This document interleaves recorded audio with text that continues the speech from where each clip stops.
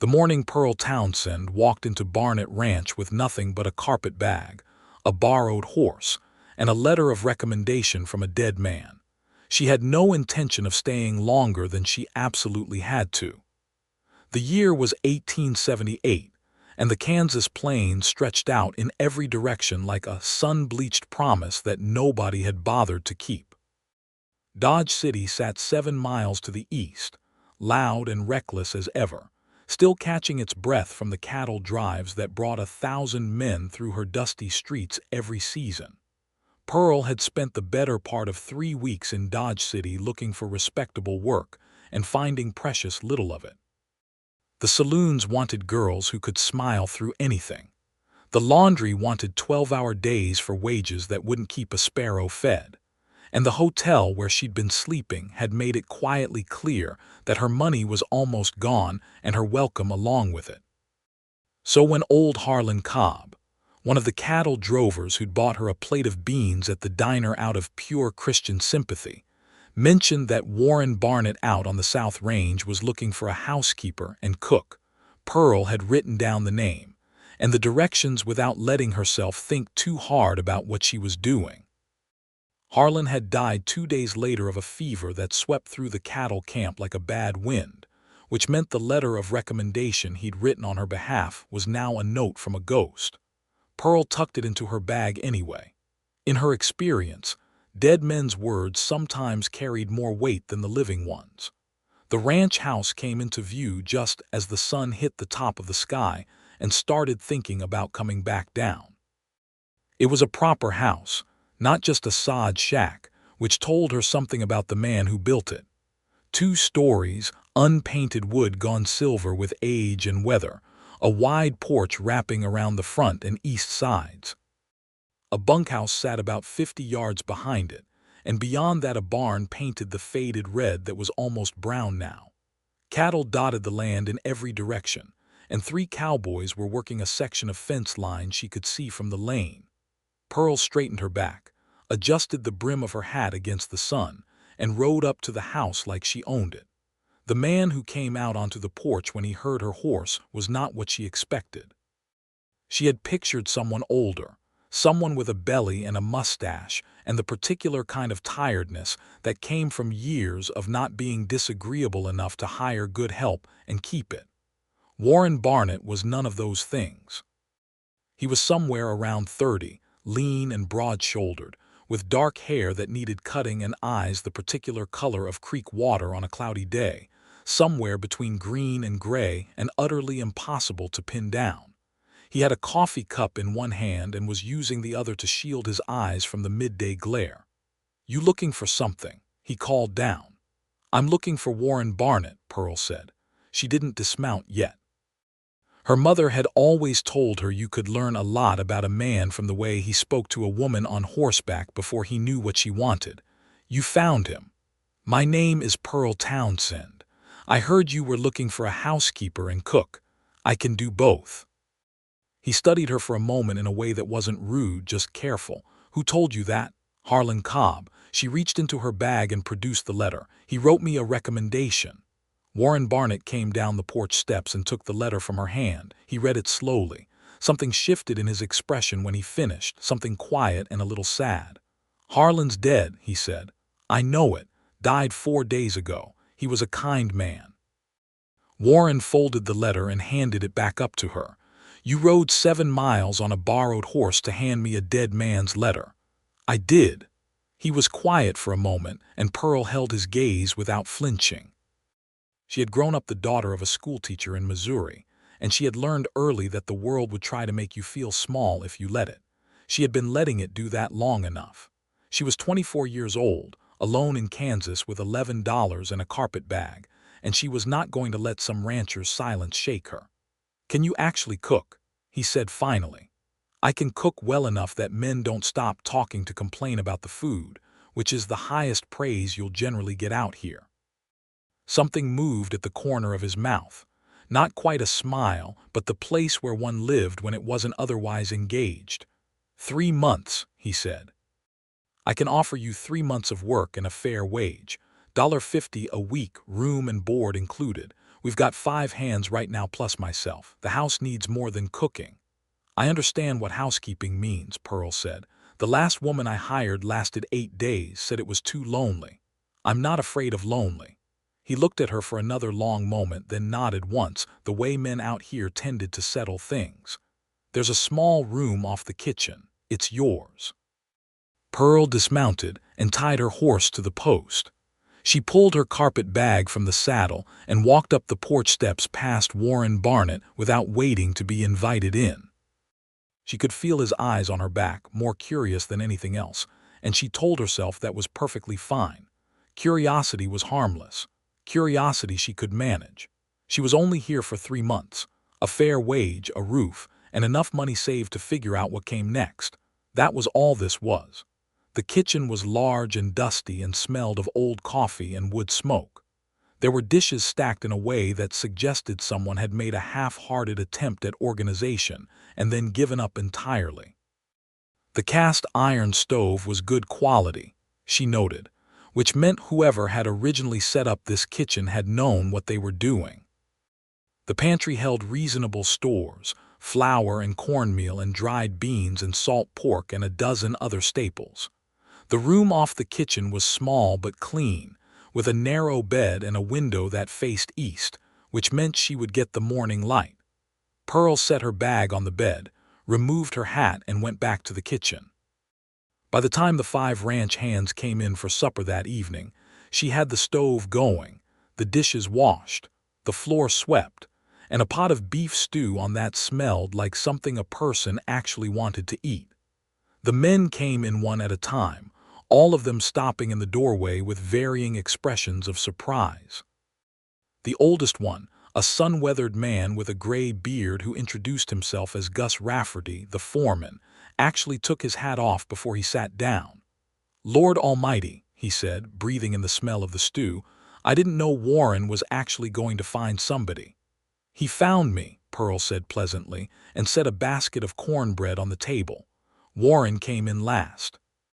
He washed his hands at the basin outside and hung his hat on the peg by the door, and when he sat down at the head of the table and looked at the food in front of him, he had the expression of a man who was recalculating something he thought he had already figured out. He didn't say much at supper. None of them did because the food was good enough that talking seemed beside the point, but she noticed him watching her when she refilled the coffee, not staring, just noticing, the way a person notices something new in a familiar landscape and isn't sure yet what to make of it. "Good stew, Miss Townsend," he said, when the others had started drifting back out. "It'll be better tomorrow," she said. "I know what I have to work with now." He nodded. He carried his own dish to the wash basin, which she noted because none of the others had, and he said good night with the same clean economy with which he seemed to do everything else.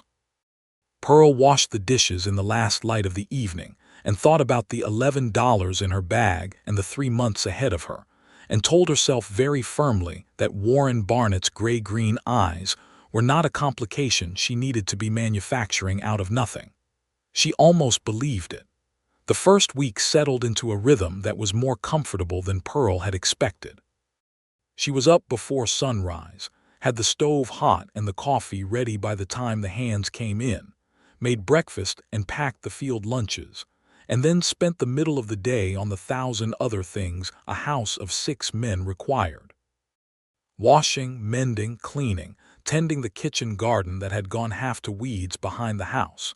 In the evenings she cooked supper, and after the dishes were done she sat on the east porch with a cup of tea and let the quiet of the plains settle around her. Warren Barnett was not an easy man to read, but he was a consistent one, which Pearl found she appreciated more than she would have guessed. He did what he said he would do. He paid her on time.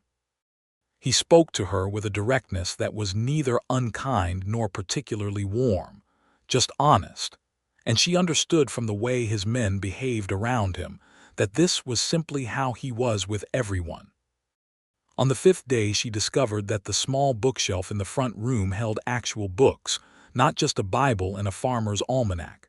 There were histories, a collection of Shakespeare, a worn copy of Dickens, and a handful of others.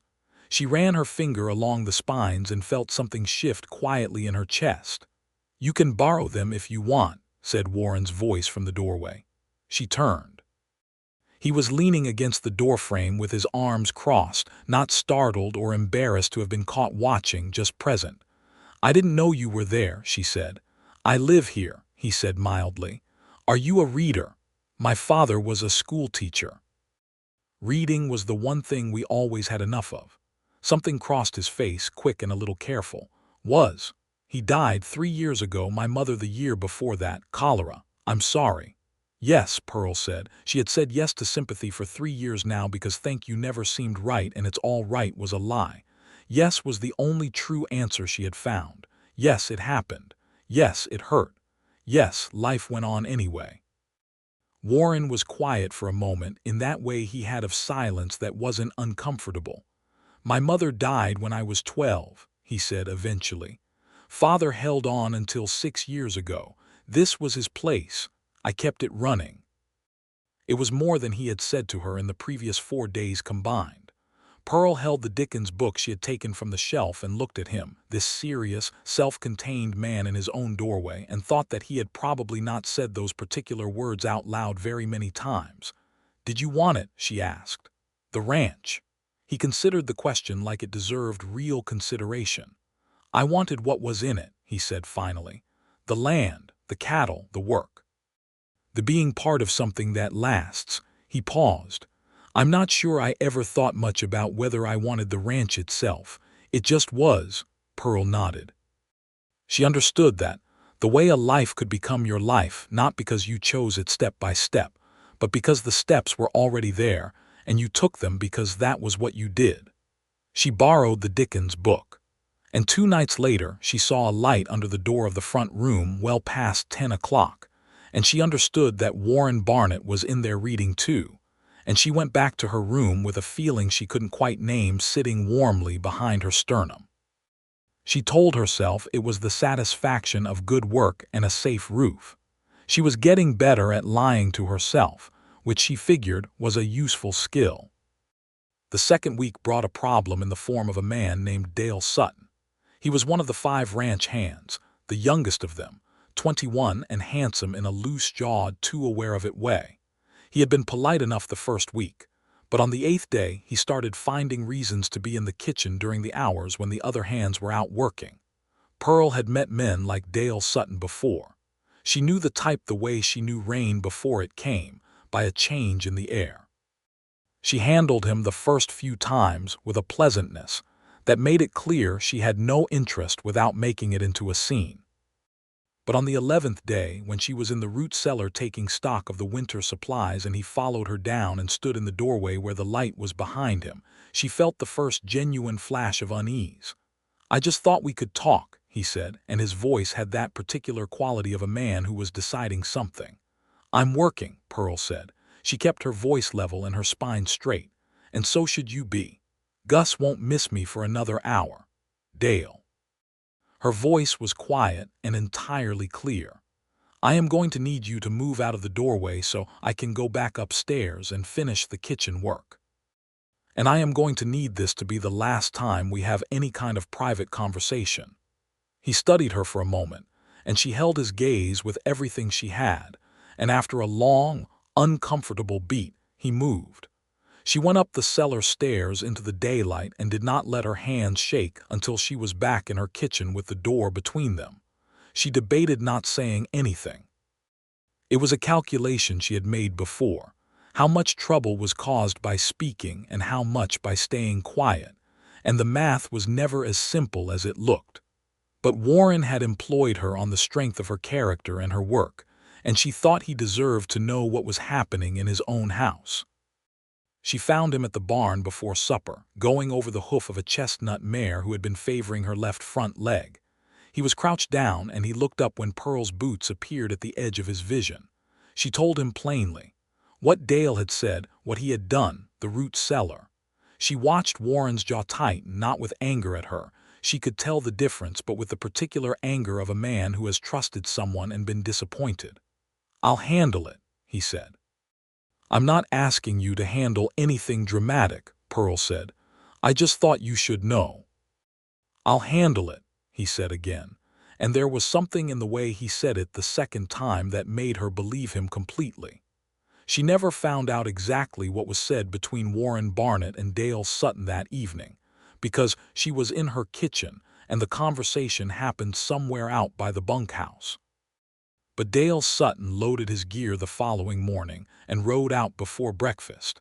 And when the other men came in and noticed the empty place at the table, Gus Rafferty looked at Pearl with a kind of quiet approval that he expressed entirely by not saying anything at all. Warren said nothing about it either, except that evening when she brought coffee out to the porch where he was reviewing the ledgers. He looked up and said, "Are you all right?" "I'm fine," Pearl said. "Good," he said, and went back to his ledgers, but she noticed that he had set the work down for a moment to ask, and that struck her as the kind of thing you remembered. The third week, Gus Rafferty broke his wrist falling from a horse, which was exactly the kind of thing that happened on a working cattle ranch, and which set everything slightly sideways, because Gus was the one who managed most of the daily coordination among the hands. Warren was already doing the work of more than one man, and Pearl watched him across the next several days, getting quieter and more tired in the way that people do when they are carrying something heavy, and have decided the only option is to keep walking. On the Thursday of that week, she was up at 4 in the morning because she couldn't sleep, and she found him at the kitchen table with a cup of cold coffee and a map of the South pasture spread out in front of him, making marks and calculations in the margins. "That coffee's cold," she said. "I know it." She took the cup, poured it out, and made a fresh pot. She set a new cup in front of him, and then, because it seemed like the right thing and because the hour was too early for self-consciousness, she sat down across from him and looked at the map. "Can I ask what the problem is?" He glanced up. There was something slightly startled in his expression, not offended, just surprised. People probably did not often ask Warren Barnett if they could help with the thinking parts. "Fence line in the South pasture is failing in 3 places," he said. "I need the cattle shifted before we can repair it, but with Gus down I'm short a reliable hand for the drive. If I wait until he heals, it'll be another 2 weeks and the fence will fail completely before then." Pearl looked at the map. Her father had been a school teacher, but her uncle had run cattle in Missouri, and she had spent 2 summers on his property learning more than any Kansas rancher would probably expect a school teacher's daughter to know. How many cattle in the South pasture? About 200 head. How many days for the repair once they're moved? 3, maybe 4. And you have 3 hands left plus yourself. Correct. Pearl traced the route on the map with her finger. If you push them to the northwest pasture, that's a half-day drive. You could do it day after tomorrow if the weather holds. I can ride. He looked at her for a long moment. You can ride. My uncle ran cattle in Missouri. I'm not a drover, but I can hold a flank for 200 head over 6 miles. Another of those long, calculating silences that she had stopped finding uncomfortable. "I'll take you at your word," he said. "Day after tomorrow, then. You'll want different boots." "I have different boots," she said. Something in his expression shifted, something warmer moving through the careful, self-contained face he generally wore the way most men wore their hats. "Of course you do," he said, and it was not unkind. It was, in fact, the closest to amused she had heard him sound, and she discovered that she liked it very much. 2 days later, at first light, Pearl Townsend sat a horse alongside Warren Barnett and 3 cowboys named Roy, Clement, and a very quiet young man everyone called Boots for reasons she never learned, and they drove 214 head of cattle from the South pasture to the Northwest range without losing a single animal. It was hard, hot, dusty work that left her with sore thighs and a sunburned nose and trail dust in every crevice she owned, and she did not complain once. It was in the last mile of the drive, when the cattle had settled into a cooperative flow and the pressure of the morning's work had eased, that Warren came up alongside her. His horse matched pace with hers without either of them arranging it, and they rode in silence for a while with the cattle moving ahead and the great flat roll of the Kansas plain open on all sides. "You're good at this," he said. "I had a decent teacher," she said. "Your uncle. He never thought teaching a girl to work cattle was unusual. He just needed help, and I was there." Warren was quiet for a moment, and then he said something that she thought about for a long time afterward. "He sounds like a man who knew what actually mattered." "He was," Pearl said. "He is. He's still alive. He's in Missouri still. Do you write to him, when I can afford the postage?" Something moved across Warren's face, something that was not quite the same careful control she was used to seeing there. "We have paper and stamps in the house," he said. "You don't need to wait on postage." It was a small thing. In the larger accounting of life, it was a very small thing. But Pearl felt it somewhere behind her ribs with a warmth that had nothing to do with the midday sun, and she kept her eyes on the cattle ahead, and said thank you in a voice she hoped was steadier than she felt. The weeks passed. The fence was repaired. Gus's wrist healed. A new hand named Thomas Briggs came to replace Dale Sutton, and he was a solid, uncomplicated man of 40 who said please and thank you and caused Pearl no trouble whatsoever. The days found their shape. The work was hard and real and satisfying in the way that real work always was. The prairie evenings were long and golden, and there was something about the scale of the Kansas sky that she had never experienced in Missouri, the sense of standing at the bottom of something enormous and blue, the feeling that the world was bigger than any single life could hold. She and Warren had fallen into a habit of evenings on the porch. It had happened without either of them deciding it, the way most things that mattered happened. She with her tea and whatever book she was currently reading. Him with his coffee and sometimes his ledgers and sometimes nothing, just the evening. They talked sometimes and they were quiet sometimes, and both felt equally natural in a way that Pearl found she had no experience with, this ease with another person's silence, this sense of company that did not require filling. He told her things in pieces, the way a careful man shares himself, slowly and without fanfare. He told her about his father, a hard and largely silent man who had loved the land in the particular fierce way of people who had nothing else.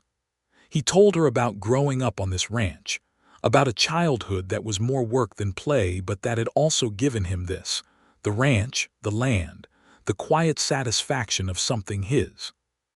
He told her once, looking out at the darkening plain, that there was a particular hour just after sunset when the sky went a color he had never been able to name, something between rose and copper, and that he had never not stopped to look at it, not in 20 years of sunsets on this porch. Pearl looked at him when he said that and felt something turn over in her chest with a kind of slow, helpless inevitability, like a card flipping in a hand of solitaire, landing face up whether you wanted it to or not. She wrote to her uncle in Missouri. She used Warren's paper and Warren's postage stamp, and in the letter she described Kansas and the ranch and the work in careful, practical terms. And then at the end, she wrote a single sentence that she thought about for several minutes before she let it stand. "There is a man here who stops to look at the sunset every evening and who has never once, in the 6 weeks I have known him, said a single dishonest thing." Her uncle wrote back 3 weeks later with a letter that was mostly about cattle prices and Missouri weather, but at the bottom he had written, "Sounds like you found something worth staying for." She folded that letter and put it in the book she was reading and did not take it out again because she did not need to. She had already read it 12 times. The question of staying was one Pearl had been not thinking about with tremendous concentration. The 3 months were the arrangement. 3 months, a fair wage, and then she would have saved enough to make a real decision about what came next. She had been vaguely thinking about Denver. There were schools in Denver, and a teacher's daughter with a decent education might find work there. She had been thinking about Denver the way you think about a place you read about, firmly and without imagination. The problem was that it was becoming harder to think about Denver at all. On a Sunday in early October, which was the 6th week of her employment, a woman from the nearest neighboring ranch came to call. Her name was Mrs. Eleanor Hatch, and she was a broad, practical woman of 50, with the particular combination of warmth and frankness that Pearl associated with women who had survived hard things and come out knowing what was real. She had brought a jar of preserved peaches as a courtesy call, and Pearl made tea, and they sat in the kitchen together while Warren was out checking the north fence. Alina Hatch had a way of looking at a person that made you feel she was seeing past whatever you were showing on the outside to the thing underneath, not unkindly but clearly. "So you're the woman Warren finally hired," she said, wrapping her hands around her teacup. "I am," Pearl said. "He told me about you, said you rode with his drive last month." "I did. He said you were capable." Alina paused. "Warren doesn't call many people capable. He generally just lets them prove themselves one way or another." For him to say it outright means he thinks a great deal of it. Pearl looked at her teacup. "He's been a fair employer." Alina Hatch smiled, and it was the smile of a woman who has seen a great many things and finds the human capacity for understatement endlessly entertaining. "I've known Warren Barnett since he was 16 years old, and this ranch was all that stood between him and nothing," she said. "He is a good man, better than most. He's also the kind of man who would rather carry something until it crushes him than ask for help, which his father taught him, and which I have been failing to teach him out of for 15 years. He asked for my help with the cattle drive," Pearl said, and then felt immediately that she had revealed something she hadn't intended to. Alina's expression was gentle and not at all surprised. "Yes," she said, "I imagine he did." Warren came back from the north fence about an hour after Alina left. Pearl was at the stove starting supper, and she heard his boots on the porch and the particular sound of him hanging his hat on the peg. And she was aware, in a way that was new and slightly alarming, that she recognized his footsteps. That she had learned the sound of this specific man's presence in a house, the weight of him, the pace of him, the particular creak of the porch boards under his particular step. That was not a thing you learned about a person you were planning to leave in 6 weeks. She was stirring the beans and thinking about this with what she felt was appropriate seriousness when Warren said, from directly behind her, "Pearl." She turned around. He was standing in the middle of the kitchen, which was not where he usually stood. He generally kept a comfortable, respectful distance, which she had noticed and appreciated. He was close enough now that she could see the exact color his eyes were in the evening light coming through the window, which turned out to be more green than gray, a discovery she filed away with the slightly dizzy feeling of someone who has stepped off a step she didn't know was there. "Alina came," she said. "I know. I saw her wagon on the road." He was looking at her with an expression that was not his usual careful, measured look. Something had gotten through the careful layer, something that was just him, unguarded, slightly uncertain, and her heart did something inconvenient and completely unhelpful. "I need to say something," he said. "All right. When I offered you 3 months, I meant it as a practical arrangement. Work for wages. I want you to know that hasn't changed, and I'm not expecting anything different from what we agreed. I understand that. What I'm less sure about," he said slowly, like a man choosing his words the way you choose your footing on uncertain ground, "is that I'm finding I would like to ask you something, and I'm trying to figure out whether asking is the right thing or whether it oversteps what our arrangement is." Pearl set down the spoon. She turned fully toward him. She had been raised by a man who believed in plain speech, and she had made a practice of it herself. "Warren," she said, "you can ask me." He was quiet for a moment, and in the quiet she could hear the pop of the fire in the stove and somewhere outside one of the horses moving in the corral. "I would like to know," he said, "whether you've given any thought to what you'll do when the 3 months are done." "I've been thinking about Denver," she said. "Have you decided on it?" She held his gaze. "No," she said, "I haven't decided on it." Something moved through his expression, something careful and hopeful and very much held in check. "I see," he said. "Warren," she said again, and she kept her voice as steady as she could manage, "I think you might want to say the rest of what you were going to say." He looked at her for a long moment, this serious, good man in his own kitchen, and then he said, "I would like it if you stayed." The word stayed landed in the kitchen with the weight of everything she had been not thinking about for 6 weeks. Because you need a housekeeper, she said, and she was testing it, not cruelly, just honestly. No, he said. Not only that. Not mostly that, he paused. I'm not practiced at this kind of thing. I've never been good at saying what I mean when what I mean involves another person's feelings, and I'd rather say too little and be accurate than say too much and be dishonest. He stopped, started again. I think you are remarkable, he said. I think you are the most capable and honest and quietly brave person I have met in a long time, and I think I have been looking forward to the evenings on the porch in a way that has nothing to do with the work arrangement we made. Pearl was quiet for a moment that stretched. She was aware of her heartbeat in her throat and the warmth from the stove and the man standing in front of her with his careful, earnest honesty laid out like something fragile on a table. I haven't been thinking about Denver very hard, she said. I've been trying to, but I haven't been. Warren exhaled just slightly. I see, he said again, and this time it meant something entirely different. They stood in the kitchen with the beans on the stove and the evening light going gold through the window, and nothing had been promised and nothing had been decided, but something had been said that had the quality of a door opening rather than a door closed. Supper will be ready in half an hour, Pearl said. Thank you, he said, and went out to wash up, and if he was slightly different in the way he moved, lighter maybe, less contained, she thought that was a very good sign. The weeks that followed were different in a way that was both subtle and complete. Nothing changed in the structure of things. She still cooked and cleaned and managed the house. He still ran the ranch with the same focused, capable quiet.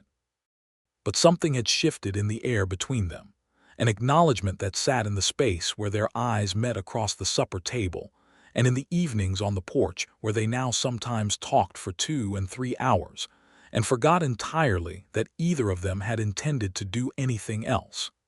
He taught her the names of the stars that were visible over the Kansas plain on clear nights, which was most nights in October. She taught him 3 card games she had learned from her uncle, and discovered that Warren Barnett was a man who lost at cards with exactly the same expression he won with, which was no expression at all, which made him absolutely impossible to read, and which she found wildly amusing.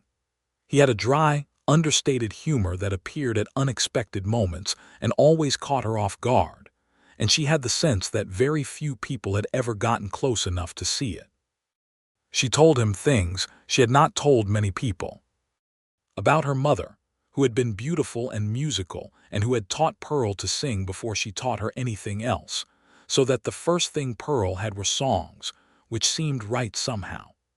About the years after her parents died, the grinding arithmetic of poverty, the slow, terrible inventory of selling everything that had meaning because meaning didn't buy food.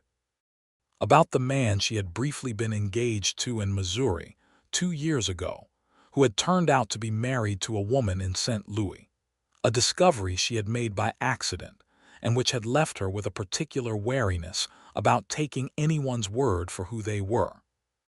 When she told him that last part, Warren was very still for a moment, and then he said, "I'm sorry that happened to you." "It made me careful," Pearl said. "I'm not sure that was the wrong lesson to take from it." "No," he said, "but I'm sorry it was a lesson you needed." She looked at him in the evening light. "You are a very honest man," she said. "I try to be," he said. "I don't always manage it, but I try." "I know," she said. "I've been watching." He looked at her, and the evenness of his expression shifted just slightly, a warmth moving through it, a current of something that she recognized because she felt it herself. "Pearl," he said. "Yes." He reached over in the porch dark and took her hand.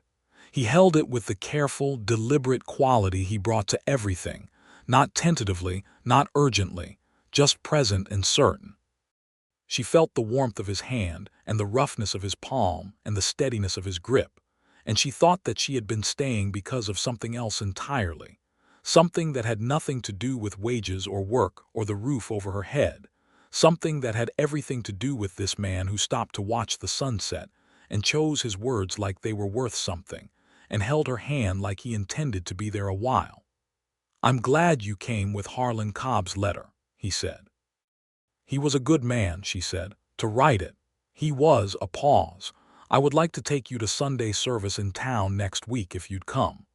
It was 1878 and they were in Kansas, and Sunday service in town meant something specific. It meant being seen. It meant a statement of something, an intention. She understood what he was asking. "I'd like that," she said. His hand tightened slightly on hers, and she felt him exhale, and they sat together on the dark porch while the October wind moved through the grass, and the stars were extraordinarily numerous and bright in the enormous Kansas sky. They went to Sunday service in Dodge City the following week. Pearl wore her good dress, which was navy blue wool and fit her well, and Warren wore his best coat, which was charcoal gray and made him look, she thought, like exactly the kind of man he was, clean and solid and worth looking at. Gus Rafferty had the morning expression of a man trying very hard not to be pleased, and Roy and Clement and Thomas Briggs found reasons to be at the barn when Warren handed Pearl up into the wagon.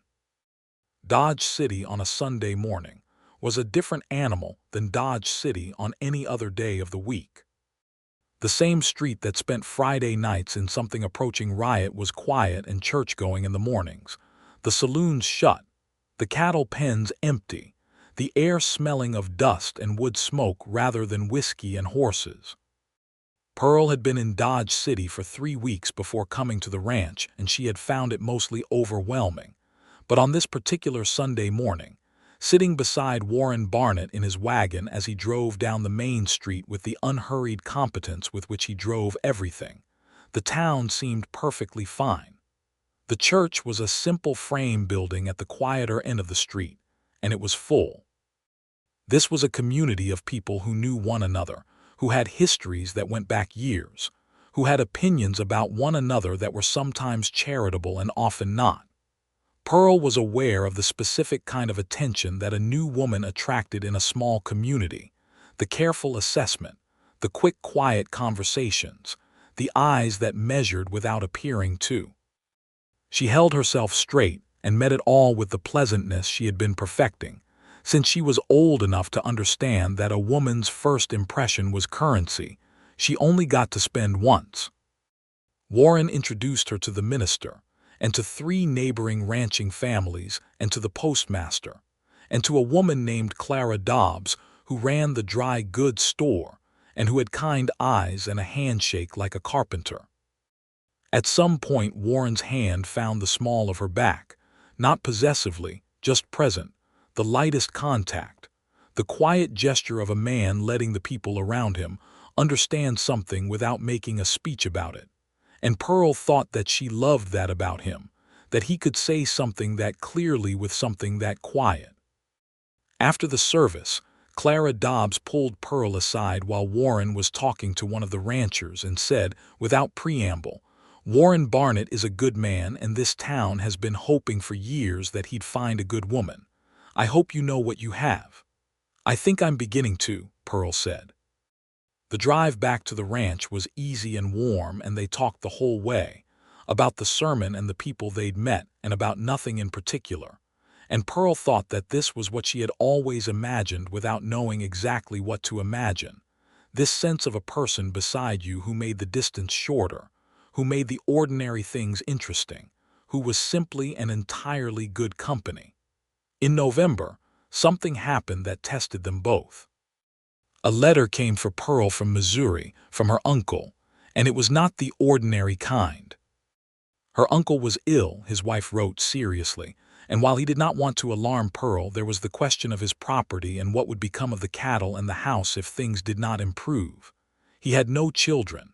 Pearl was his nearest family. She read the letter twice and then sat with it at the kitchen table for a long time before Warren found her there. He read it when she offered it to him, and he was quiet for a moment. "What do you want to do?" he said. "I don't know," she said, which was honest.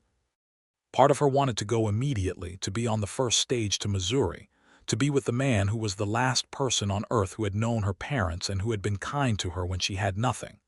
Part of her was aware of what leaving meant for what was growing here, the uncertainty of a leave that might extend, the difficulty of distances in 1878, the chance that what they had found might not survive the stretching. "If you need to go," Warren said, "then you should go. And the 3 months.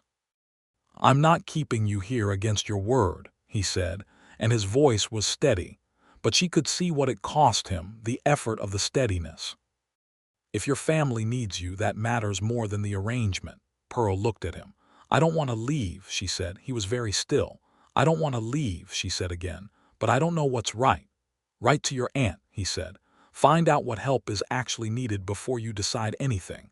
It may be something that can be managed without you going." It was sensible. It was what she would have told herself if she could have gotten enough distance from the fear to think straight. "You're right," she said. "I know it's difficult," he said. He reached across the table and covered her hand with his. "Write tonight. We'll know more in 2 weeks." 2 weeks felt very long. But she wrote, and she waited. And in the meantime the ranch continued, and the work continued, and the evenings on the porch continued. And Warren was neither over-careful with her nor pretending the situation wasn't there. He talked about it with her when she wanted to and left it alone when she didn't. And this, she thought, was the particular intelligence of a person who understood that being present wasn't the same as being helpful. Her aunt's letter arrived on a Thursday, and the news was better than the first. The illness had improved somewhat. Her uncle was weaker than he had been but stable. The hands on the property were managing the cattle. What they needed most, her aunt wrote, was help with the legal paperwork regarding the property title, which had some irregularity in it that needed resolving with a lawyer, something Pearl had no more ability to fix from Kansas than from Missouri. She told Warren over supper, and the relief in his expression was visible and real and wholly unguarded for a moment before he put the careful look back. "That's good news," he said. "It is," she said. "I'm still worried for him." "That's not something that stops just because the news improved," he said, "but it sounds like he's being looked after." "He is." She paused. "I'd like to go to Missouri in the spring. Just for a visit if things are settled enough here to manage without me for a few weeks." She looked at him steadily. "If I'm still here in the spring." She said it deliberately. It was November. The 3 months would end in December. The arrangement had never been extended in so many words, and she thought that an honest person ought to name that. Warren met her gaze. "I was going to ask you about that," he said. "Were you?" "I was." He set down his fork. The other hands had already drifted out after supper, and they were alone in the kitchen in the lamplight. "I was going to ask whether you'd consider a different kind of arrangement." Pearl's heart was doing something entirely unsuitable. Kept her face composed. "What kind of arrangement?" He was quiet for a moment in the way that meant he was choosing his words with particular care. "I'm not a man who says things before he means them," he said, "and I don't want to say something imprecise now just because I can't find the right words." "Then take your time," she said. He looked at her, and the Creekwater eyes were very clear and direct. "I would like to court you," he said, "properly, with the intention of asking you to marry me. Not now, when you're ready. When we're both sure." He paused. "I'm already sure, but I understand that you may need more time, and I think you're right to need it, and I'm not in a hurry. I'm only saying that if you're trying to decide whether to stay, I'd like you to know what you'd be staying for."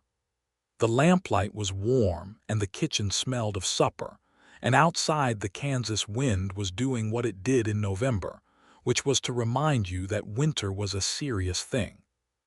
Pearl looked at the serious, honest, quietly remarkable man across her kitchen table, and thought about songs her mother had taught her, and a schoolteacher father who had believed in plain speech, and an uncle who had taught her to ride cattle, and 3 weeks in Dodge City looking for something worth doing, and a borrowed horse, and a dead man's letter, and a porch, and a hand in the dark, and an October sky full of stars.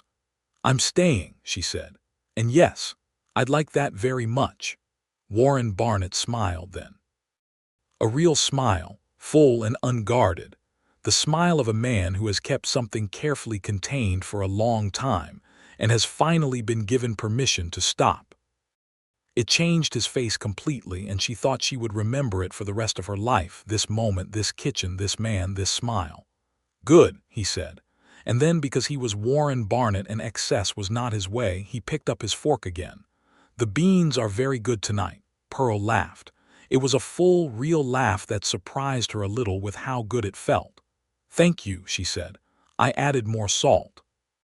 They finished supper in the lamplight, and it was the best meal either of them had eaten in a long time, and it had nothing to do with the salt. December came with its cold and its short days and its particular quality of silence. Pearl's 3 months ended on a Tuesday that she marked privately and did not mention, because it had ceased to be a deadline and had become instead a kind of milestone she had already passed. She was still here. She had chosen to be here. The choice had been made not in a single moment, but in 100 small ones. Every morning she woke up and felt glad of where she was, every evening on the porch, every conversation that left her more certain of the kind of man Warren Barnett was. He had begun courting her with the same careful, deliberate intention he brought to everything else. He was not a man for extravagant gestures, and she was glad of it. What he gave her was better than extravagance. He gave her his real attention. He remembered everything she told him and came back to it later in ways that showed he had thought about it. He brought her a small book of poetry from the general store in town one Saturday with no occasion attached to it, just left it on the kitchen table with no note, which she found after he had already gone out to work.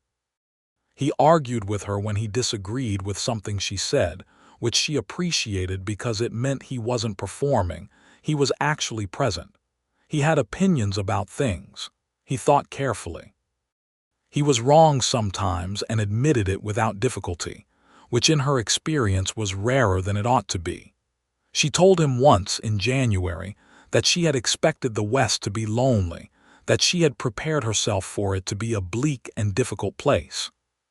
He had looked at the plains spread out before them in the winter afternoon light, the grass gone silver and gold, the sky enormous and extraordinarily clear, and said that he thought the loneliness was real, but that it was a different kind of loneliness than the kind you felt in a crowd.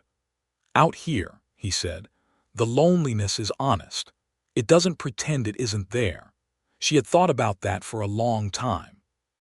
By February they had been together in the easy, daily sense of sharing a life and a space for 4 months, and it felt like longer than that, not in the way that too long feels, but in the way that deep feels, like roots, like something that had been there before you noticed it. Gus Rafferty had apparently taken it upon himself to be loudly pleased about the situation, which expressed itself mostly in him telling Warren at various intervals that Miss Townsend was the best thing that had happened to this ranch in 20 years, sir, present company included, and if Warren was smart, he wouldn't waste any more time about it. Warren bore these observations with patient equanimity and told Pearl about them afterward in the evenings, and she found them endearing in a way she didn't bother to hide. On a Sunday in late February, Warren asked her to walk with him out to the east pasture after the morning's work was done.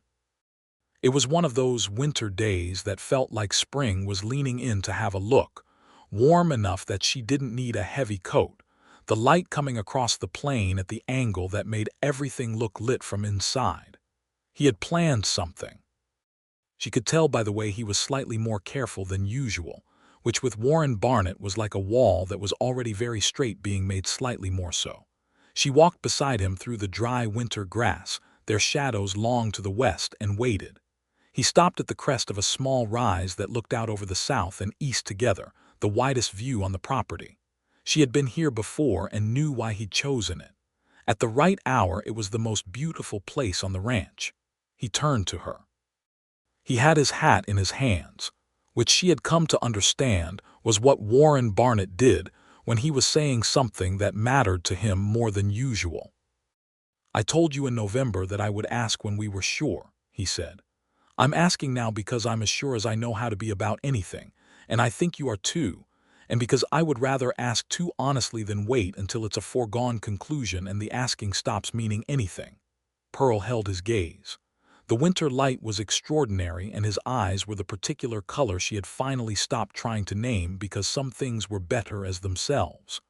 "Pearl Townsend," he said, "I love you.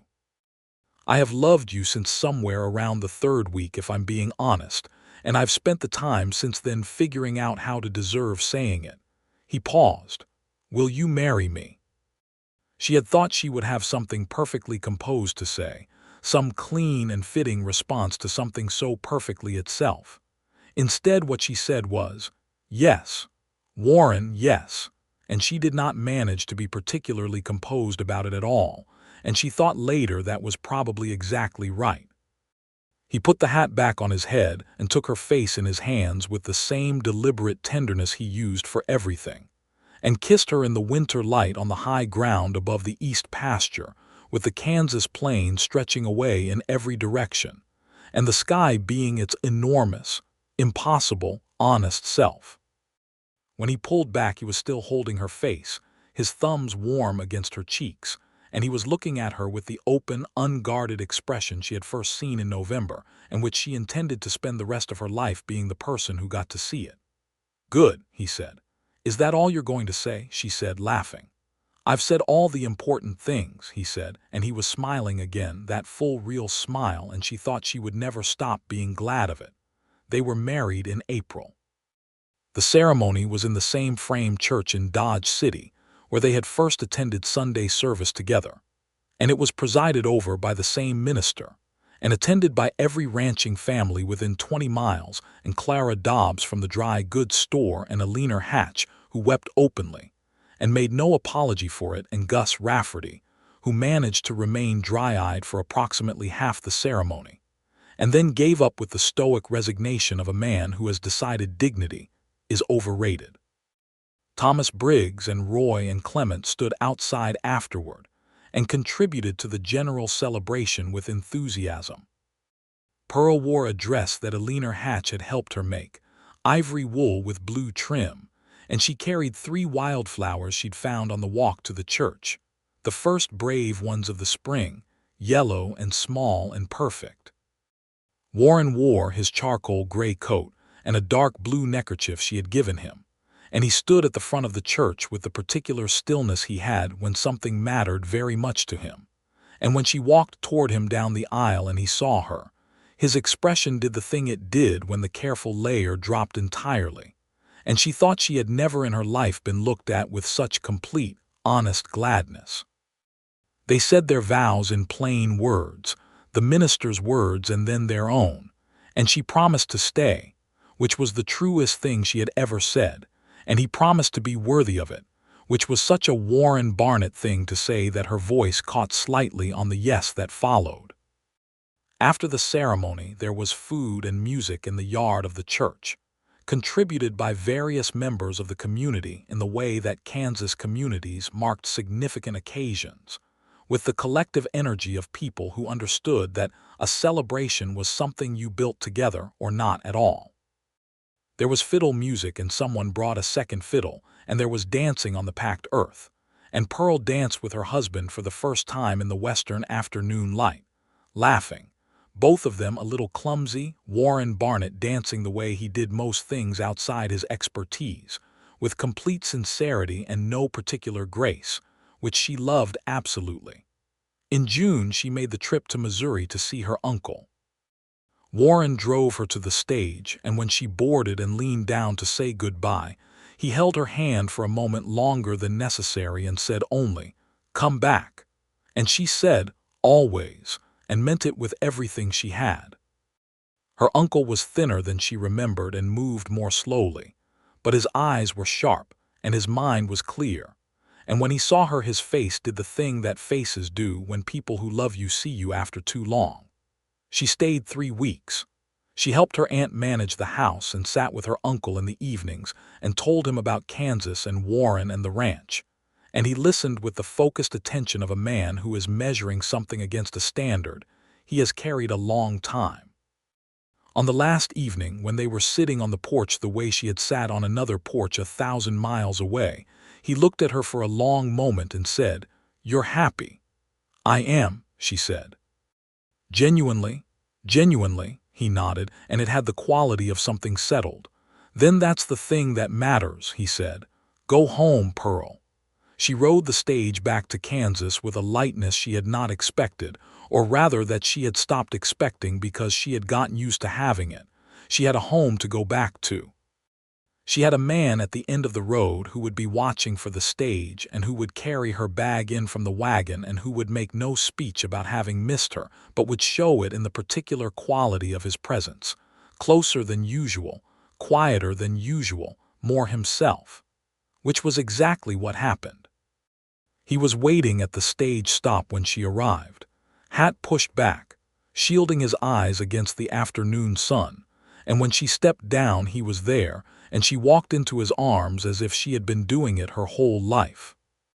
On the ride home in the wagon, she told him everything about Missouri and her uncle and the evenings on that other porch, and he listened to all of it, and somewhere on the road between town and the ranch, he reached over and took her hand without interrupting either of them, and she went on talking, and he went on listening, and she thought that this was possibly the best possible definition of a good marriage that she had ever encountered. The being heard without the being stopped. August brought the heat and the long golden days and the particular beauty of the Kansas plain in high summer, and Pearl worked her kitchen garden with the focused satisfaction of someone who had come to love the land itself, not just the life on it. She grew tomatoes and green beans and cucumbers, and a patch of sunflowers that had no practical purpose whatsoever, and that she tended with particular affection. Warren had not said a word about the sunflowers which she noticed, and she mentioned it one evening. "I like them," he said simply. "You never said." "They're in your garden," he said. "I didn't think it needed saying." She considered this. "You noticed them, though." "I notice everything about you," he said. In the same tone he would use to observe a change in the weather, matter of fact, without drama, as though this were simply a fact of the world he was reporting.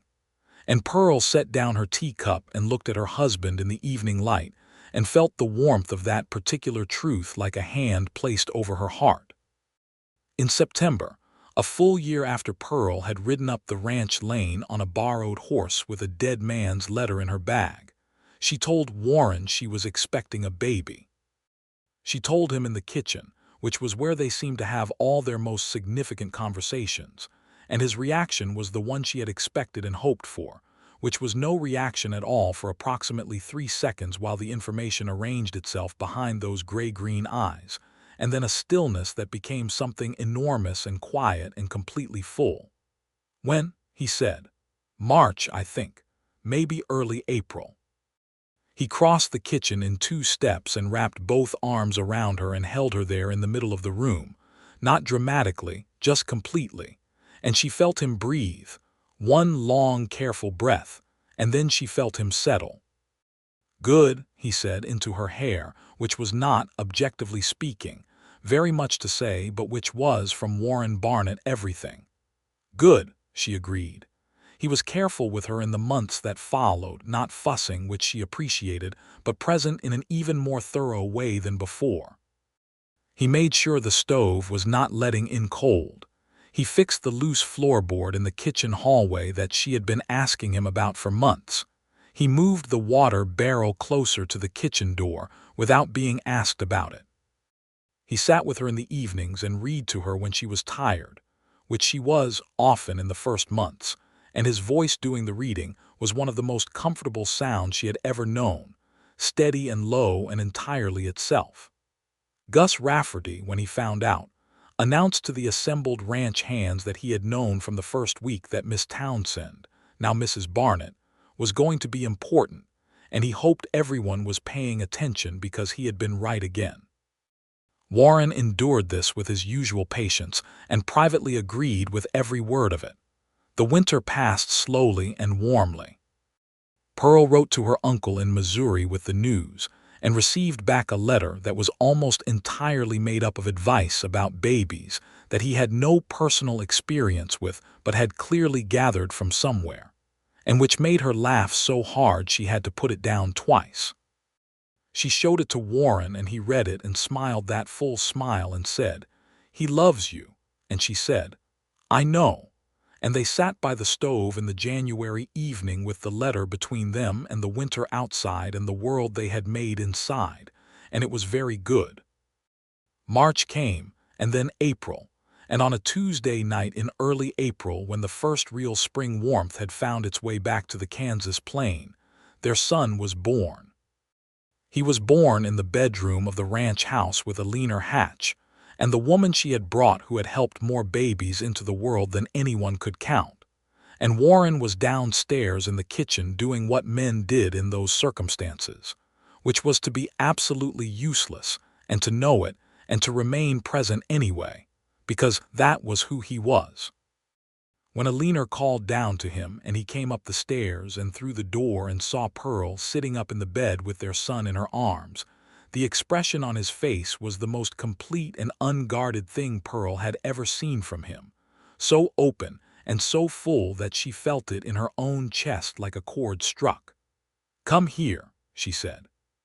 He came to the bed and sat beside her and looked at the baby, who was red and squinting and absolutely perfect, and Warren Barnett, who had never in Pearl's knowledge cried, pressed his lips together and blinked several times in a row in a way that was not crying but was the thing right next to it. "Hello," he said, very quietly to his son. Pearl leaned her head against his shoulder. He put his arm around her with the care of a man who is holding the most valuable thing he has ever held. Outside the window the Kansas spring was doing its best, the grass going green and the sky going its irreplaceable blue, and somewhere in the east pasture the cattle were moving in the morning light. "What do you want to call him?" Pearl said. Warren was quiet for a moment in the good way, the thinking way. "James," he said, "after your father." Pearl closed her eyes. Her father, James Townsend, schoolteacher, reader of books, believer in plain speech, gone 7 years and still present in the most important places. "Yes," she said. It was still the truest answer she had. James Warren Barnett grew up on the Kansas plain with the particular confidence of a child who has never once doubted that he is loved. He was serious like his father and curious like his mother, and he could read by 4 and ride by 5, and he had his mother's laugh and his father's eyes, that impossible gray-green that Pearl had spent 2 years trying to name, and finally decided did not need one. 3 years after James came a second son, Thomas, who was nothing like James or Warren or Pearl, and who seemed to have arrived from somewhere entirely his own, loud and enthusiastic and entirely undeterred by anything the world put in his way. Warren took Thomas's particular nature with the same even good humor he brought to most things, and Pearl observed more than once that the sight of her composed, self-contained husband being thoroughly led by the nose by a 3-year-old who had decided he needed to see what was inside the rain barrel was one of the better things life had produced. The ranch grew in those years. Not in the reckless way that some ranches grew, grasping at land and credit in equal parts, but in Warren's way, steadily and with intention. He bought the neighboring property when it came available, not for more than it was worth, not out of ambition, but because it was good land and it shared a water source, and the arrangement made sense for both the existing herds. Thomas Briggs became the permanent foreman when Gus Rafferty finally retired to a small house in Dodge City, where he spent his days playing cards and offering opinions to anyone who would listen. Gus came to supper at the ranch at least once a month, and continued to be loudly pleased about Pearl and the children with unflagging energy. Pearl's uncle in Missouri recovered more than anyone had expected from his illness, which she attributed partially to stubbornness and partially to her aunt, who was a woman of remarkable practical competence and had apparently decided he was not allowed to die. He lived another 8 years after the letter that had worried Pearl so badly in November of 1878, and she visited twice more, and he visited Kansas once, and he died at last in his own bed on his own farm with his boots off, which he had always said was how he wanted to go. She and Warren were sitting on the porch the autumn of 1890, James 12 and Thomas 9 and a new baby, their daughter Lucy, asleep in the house, when Pearl told Warren about the letter from her aunt with her uncle's death. He was quiet with her in the way he had learned and she had learned him, and after a while he said, "He got to see that you were happy. That was a gift you gave him." "Or a gift he gave me," Pearl said, pointing me toward Kansas. Both, Warren said. She leaned her head against his shoulder the way she had been leaning it for 12 years, the specific and always slightly wonderful fit of it, the solidity of him. The plains were doing what the plains did in autumn, going gold and pale and deeply, quietly beautiful, the sky the particular blue of October that had no comparison. "Did you know," Pearl said, "that I almost turned around twice on the road to this ranch that first day? Borrowed horse and dead man's letter and all." Warren was quiet for a moment. "What stopped you?" "Pride," she said. "Stubbornness. The $11 running out." She paused. "And something else. I can't explain it. There was something about the direction of the road, something about toward."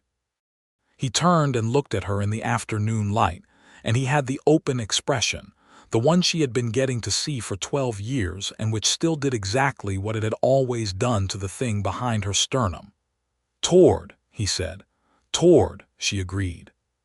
He took her hand, the same hand he had taken on the dark October porch in 1878, and held it with the same deliberate, present certainty, and they sat together while the Kansas autumn did its gorgeous, indifferent, honest work around them.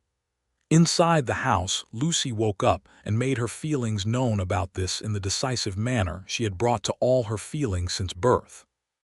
James and Thomas could be heard somewhere near the barn conducting an argument about something that probably didn't matter, their voices carrying across the yard, with the particular traveling quality of children's voices in open spaces.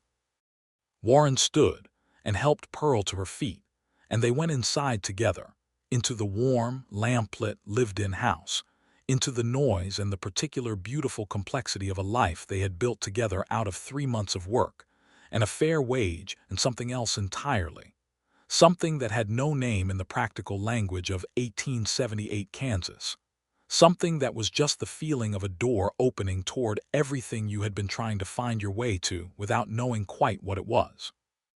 Pearl Barnett, née Townsend, walked into her kitchen with her husband's hand in hers, and her children's voices in the air around her, and the sunset turning the sky outside her window to that color her husband had never been able to name, and she thought that this was it. This was the thing. This was what all of it had been heading toward since a borrowed horse and $11 and a road pointing west. She let go of Warren's hand to pick up Lucy, who was standing in the crib and stating her case with admirable conviction, and the baby grabbed her mother's hair and looked at her with Warren's eyes, and Pearl laughed, the full real laugh, and it filled the kitchen the way the best things fill the places that are meant for them. "Supper," Warren said from behind her, and she could hear in his voice that he was smiling. "In half an hour," she said. "Good," he said, and it was.